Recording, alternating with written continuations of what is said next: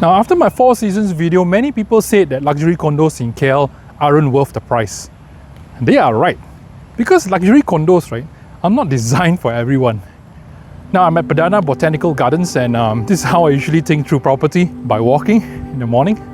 And today as I walk, right, I'll break down 10 value features, starting with the one that most buyers don't really care about, and ending with 3 features that will quietly justify the price for long-term high net worth families. And by the end of the day, you'll know very clearly whether luxury living in Kuala Lumpur makes sense for you or not.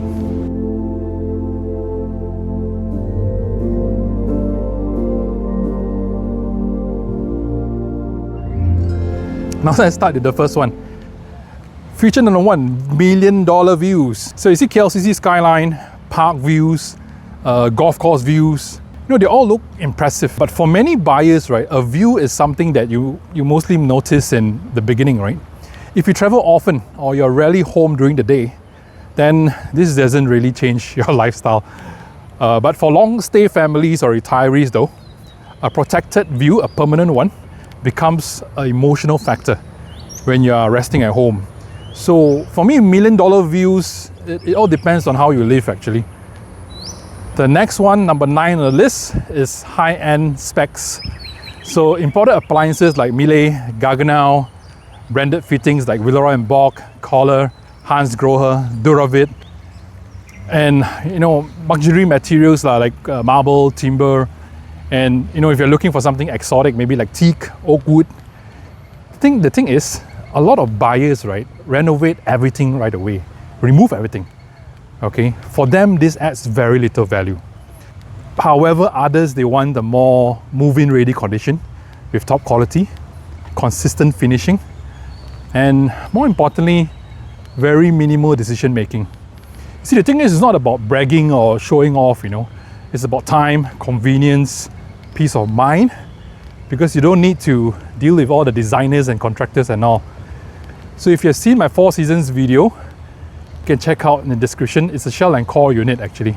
So the next feature that I'm talking about here, right, is private lift lobby. So the thing is, for some buyers, right, this feels rather unnecessary. But for high net worth families, public figures, celebrities, anyone that values discretion, they want to be low profile, right? This completely changed how you arrive home. See, the thing is, you're not paying for the lift here, by the way. You are paying for privacy, total control, security, yeah, and even quietness as well. Whew, quite a climb just now. So feature number 6. Now let me tell you, this is where a lot of buyers get it wrong. I'm talking about ambience. It's a luxury that you can feel but you can't see. Yeah, you see, this is where luxury becomes very subtle here. You know, the best branded premium residents, right, they borrow a concept from luxury hotels. Okay, I'm talking about sensory branding, you know. It's how a space makes you feel when you arrive home. Soft, calm lighting, quiet sound, sometimes even total silence. I like signature scent. Sometimes when you sit on the sitting area, right, those materials really feels very comfortable to touch. Yeah, I mean, you don't consciously notice these things, but once you enter in, like for example, Ritz-Carlton, Four Seasons, Mandarin Oriental Hotel, you just feel very calm, very relaxing. And this is something that it's not something that you can easily renovate later. I mean, you can change furnitures, but you can't change the acoustics, the sound, the light quality or the atmosphere.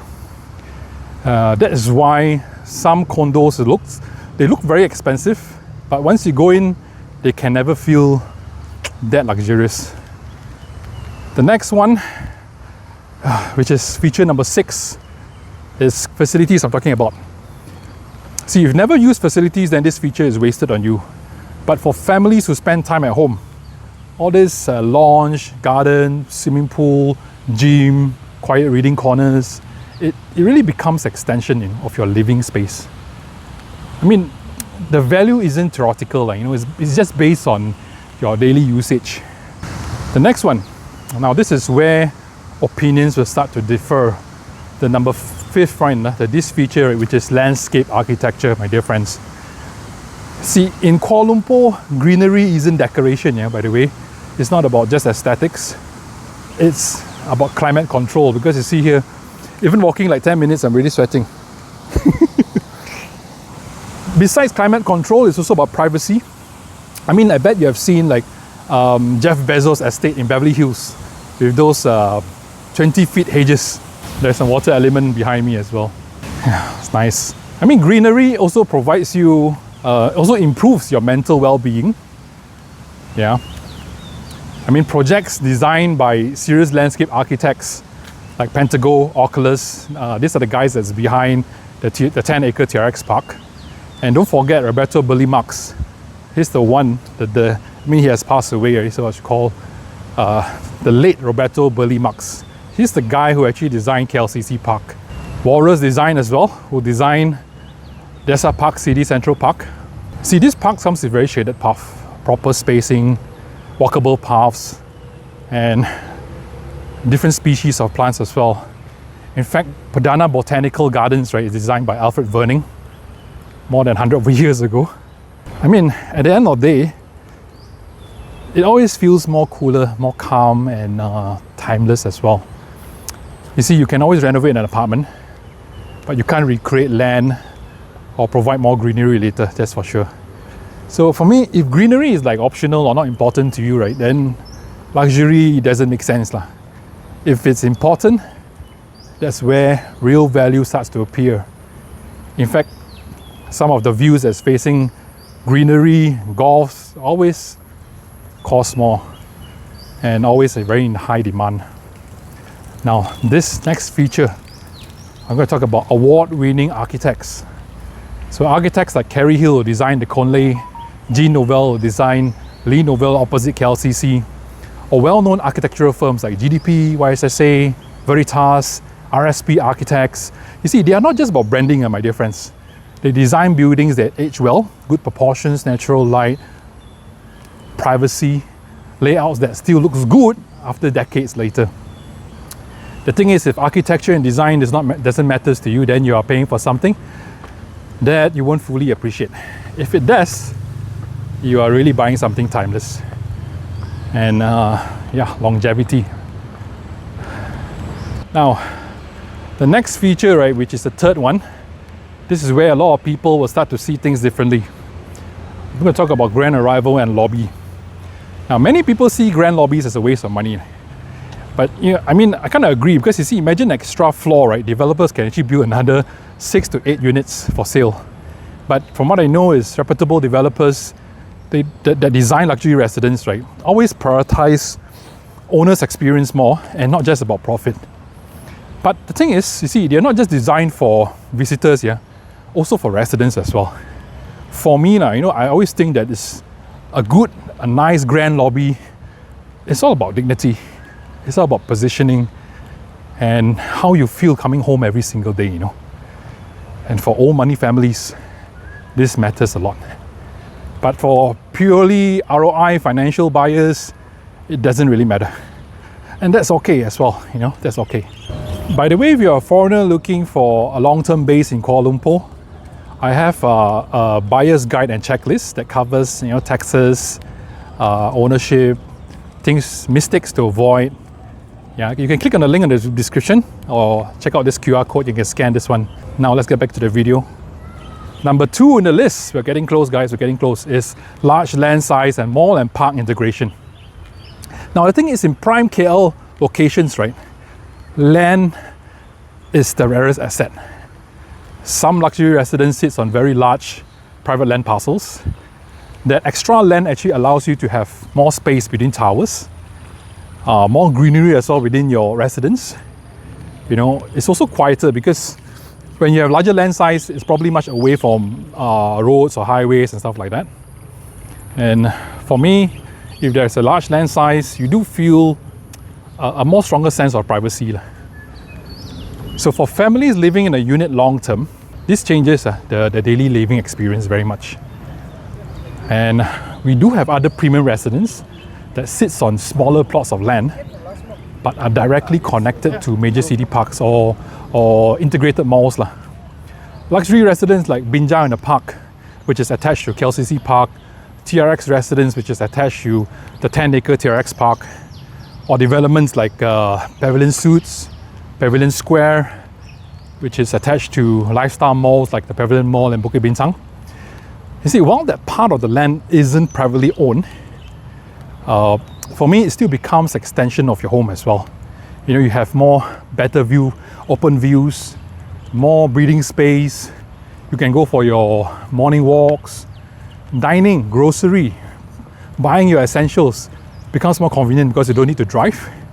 And it's also, in the long term, right, it also protects you from any kind of random overdevelopment. See, so both approach actually creates value, but it's just for different people. If you spend more time indoors, or you value exclusivity within your own compound, then a large private land matters more. But hey, you know, if you're like me, if you enjoy walking, if you like convenience, open city lifestyle, then a park or a more integrated residence makes more sense. What matters is not just about how big the land is, it's how you actually live with it. Now, feature number 1, it's prime neighbourhoods, tier 1 neighbourhoods here, my dear friends, like KLCC, Taman Yutan, Damansara Heights, Bukit Tungku, Bangsar, I mean, just to name a few. You see, these locations is not just about convenience or accessibility. They are about scarcity, living a legacy, and long-term demand. And if you are a foreigner, a non-Malaysian, right, then it's more advisable to buy in these locations, because if you plan to exceed 5 to 10 years, yeah, no-brainer, right? And by the way, if you want to have more information on the top 5 suburbs, you can check out the link in the description. I've covered that as well in the previous video. So yeah, if you're just purely buying on price per square feet, right, then luxury condos are not for you. But if you're buying for family living, right, capital preservation, quiet luxury or prestige, right, this is where everything comes together. This is where it gels up. Okay, breakfast time. So now I'm at Tanglin Nasi Lemak Tanglin. So if you are non-Malaysian, Nasi Lemak is one of our breakfast staple you must have every morning. Okay, so the big question is, are luxury condos in KL worth it? Honestly, not for everyone. But the thing is for the right buyer, right, they don't seem overpriced at all. You know, they're just simply misunderstood. So the mistake isn't paying more. I believe the mistake is about paying more without knowing why.